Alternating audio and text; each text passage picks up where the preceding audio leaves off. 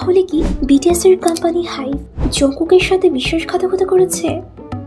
গত 22শে মার্চ 2025 দক্ষিণ কোরিয়ার সংবাদ মাধ্যম হানকুক জঙ্কুকের সম্পর্কে এমন কিছু তথ্য প্রকাশ করে যা দেখার পর তো ভক্তরা পুরো হতভম্ব হয়ে যায়। রিপোর্টে বলা হয়, কোনো এক অজ্ঞাত ব্যক্তি জঙ্কুকের পার্সোনাল ইনফরমেশন ব্যবহার করে তার প্রায় 8.44 বিলিয়ন কোরিয়ান ওয়ান মূল্যের স্টক দখল করার চেষ্টা করেছে, যা বাংলা টাকায় 7 কোটি টাকার মতো। এই ঘটনাটি ঘটে 2024-এর 6 জানুয়ারি, অর্থাৎ জঙ্কুকের মিলিটারিতে জয়েন হওয়ার কিছুদিন পরপরই। বলা হয়, কোনো এক অজ্ঞাত অপরাধী জঙ্কুকের নাম পরিচয় ব্যবহার করে তার প্রায় 3টি ফেক অ্যাকাউন্ট ক্রিয়েট করে, যার পর সেগুলোর মাধ্যমেই জঙ্কুকের অজান্তে তার হাইভ লেভেলে থাকা স্টকের 33,500টি শেয়ার গোপনে দখল করার চেষ্টা করে।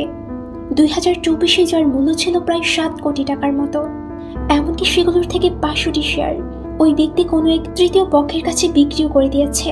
আর জঙ্কুক এসব জানার পর 2024-এর মার্চ মাসে ওই তৃতীয় পক্ষের বিরুদ্ধে মামলা করে এবং এই 2025-এর ফেব্রুয়ারিতে তৃতীয় পক্ষ জানায় যে তারা জঙ্কুকের শেয়ার ফেরত দিতে রাজি আছে।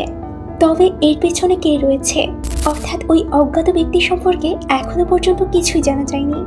তবে অনেকে মনে করছে যে এই ঘটনার সাথে হাইভের কোনো রকম যোগাযোগ রয়েছে।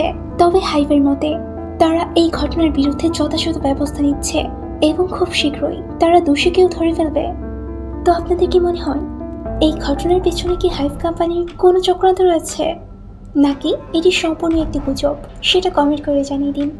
দেখা হচ্ছে অন্য একটি নতুন টপিক নিয়ে নতুন একটি ভিডিওতে। ততক্ষণের জন্য ভালো থাকবেন। ধন্যবাদ।